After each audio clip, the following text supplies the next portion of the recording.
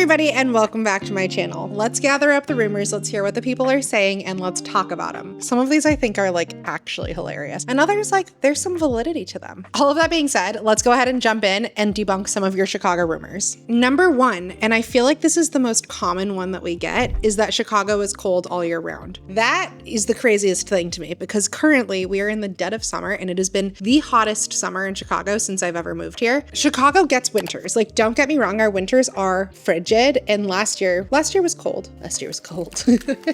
But not every winter is super bad. I think people kind of like sensationalize the winter here and think like, I could never move to Chicago. It's so freezing. Yeah, we get a cold winter, but like anywhere within the Midwest or like not in your Sunbelt states, you're going to get some sort of winter weather, and Chicago is just one of them. We also get a beautiful fall. Fall is my favorite season to be in Chicago. Our summers generally are absolutely gorgeous. This summer has been particularly gross and humid, but it could also be because I'm like 9 months pregnant and am just bitter about it. But winter is not that bad. We get a true 4 seasons in Chicago, which if you've never lived in seasons, I did not grow up with like all 4 seasons. I love it. It is so much fun. It is so nice to have something to break up the year. And now that I've been in the dead of summer for so long, I'm looking forward to winter and like the cozy vibes and turning on my fireplace and bundling up. Number 2, that Chicago locals love deep dish pizza. Look, will you catch us eating a deep dish pizza? Yes, you will. But 99% of the time, it's going to be because we have somebody visiting and we're taking them.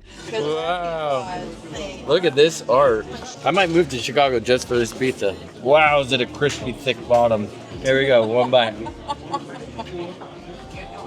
Wow. It is not what we just generally order. Deep dish pizza is exactly what they say it is. It is like the lasagna of pizza. It is so thick. It's so heavy. It's fun to take someone to just because it's probably pretty different from any other pizza that they've ever had. But if you were at like a party or if you're with friends and ordering pizza, 9 times out of 10, you're probably ordering tavern style pizza, which is completely its own thing as well. And I don't know why like tourists don't think of tavern style pizza, because growing up on the West Coast, I'd never had any sort of pizza like this. Tavern style pizza is cut into squares and it's like very, very thin. So I can eat like a whole tavern style pizza and still be hungry because it's just like, it's thin. Like it's not as much. Whereas like one slice of deep dish and you're like, whoa, that was heavy and a lot. I would say like if I had to choose my preferred pizza style, I'm going to go with like a New York giant slice, or I do love a Detroit like can pizza. But long story short, we're not out here eating deep dish all the time. Number 3, and this one I actually get asked about all the time, which I think is fascinating. But number 3 is that downtown is a ghost town nowadays. I don't know who's saying this. I live right downtown. It is so crowded. You walk down State Street in summertime or like up Michigan Ave right now. Holy cow, it is so crowded. There are more storefronts that have closed since the pandemic. But outside of that, like tourism in the city is popping off. The lines to get into the Nutella Cafe, the Starbucks Reserve, it's insane. Like the amount of people that are still coming into the city is crazy.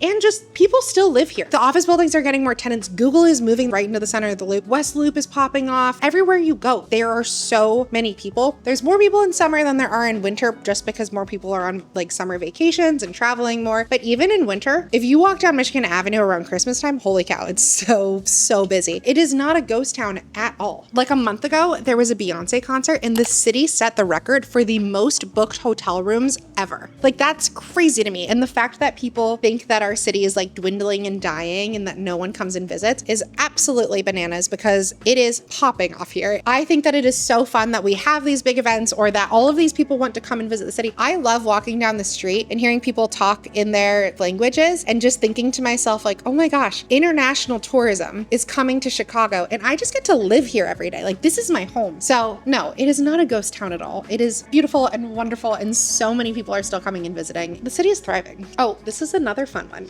I actually kind of get down with some of these rumors because I have heard people actually say these and I'm like, y'all are crazy. Next rumor is that nobody swims in Lake Michigan. This is really funny to me because I love swimming in the lake. It's one of the things that like I haven't done this summer and I can't, like it doesn't really feel like it's been summer for me because I haven't gone swimming in the lake yet this year, but 9 months pregnant, it's a lot harder to do. I've gone swimming in this lake every single summer that I've lived here and it is glorious. They used to have the Friday morning swim club, where everyone would meet at Montrose Beach and jump in at 7 a.m. But unfortunately, the city shut it down, which I'm still really bitter about. All the same, along the lakefront trail, people are swimming and jumping in all the time. The beaches are packed, and like you could do the sand beaches and go swimming. A lot of people love the concrete beaches. I'm a concrete beach person. I don't want to mess with the sand necessarily as much. People swim laps along the lakefront trail. The playpen, everyone is going swimming if you're going to the playpen. Like you're jumping off a boat and going into the water and swimming. It is like living on the ocean. It really is. And it's the craziest thing because it's so much more accessible than the ocean because our city is like right here. I don't know. I grew up in San Francisco. So like we were not swimming in San Francisco Bay. You had to like go out to beaches. Whereas here in Chicago, you could be right downtown and be like 10 minutes away from going to like an accessible swimming spot, which is really cool. But long story short, people absolutely go swimming in Lake Michigan. And if you're visiting like a beach day in Chicago, it's an absolute classic. It's so much fun. Go swimming. The water is great. No one swims in the river, I guess, if you want that. But like in the lake,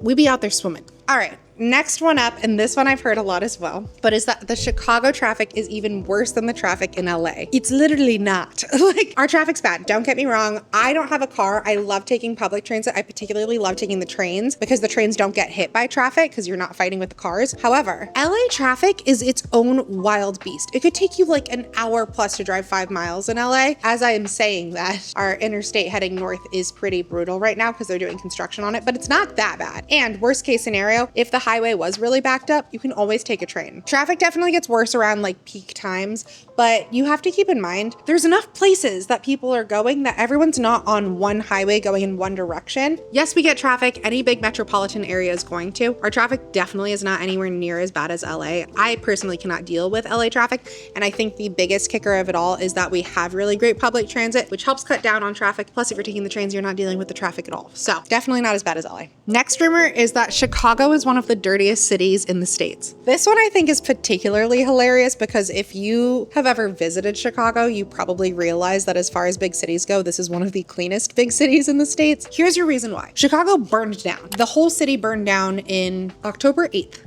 1871. Chicago was already a big bustling city, and a huge fire started and rolled through the city. And rumor has it, it all started because a cow on Mrs. Leary's farm knocked over a lantern and started the fire. That has never been confirmed or denied. Anyways, but the whole city burned down. So what they ended up doing was they brought in all of these like city designers from New York and I don't know where else, but they brought in all of these people and said, well, since we lost our city, let's figure out a way to build the city back up from scratch. And what they ended up doing was they put alleys in everywhere. So they didn't have that before, and they designed a bunch of other stuff that changed the city entirely to make it what it is today. But alleys, I think, is one of the biggest parts, which makes our city so clean. Because unlike in New York, where you don't have alleys and you bring your trash out to the street, in Chicago, we all have alleys. So we put our trash in the alleys. And so you're not walking past trash when walking down the sidewalks. That is like one small part of why I think that Chicago is so clean. But just in general, when compared to New York, it's often called the cleaner, quieter, and kinder New York City because we don't have the constant honking of the cabs like you do there. And we also have the Midwest niceness. And it's generally just a lot cleaner. But so often since I've moved here, when I have people come and visit that haven't been to Chicago before, they're always floored by how clean this city feels, considering it is a huge metropolitan, like downtown city in the United States. I mean, don't get me wrong, it's not perfect. Alex and I always talk about we should be picking up more trash when we're walking down the street. However, in comparison to anywhere else I've ever been, like I grew up in San Francisco, been to New York, been to LA, been to Seattle, like I don't know, I've gone to a lot of these cities. Chicago feels so much cleaner in my opinion, and I'm always really proud of that. This is another one. I've gotten a lot of people who have said that you cannot live in Chicago without having a car.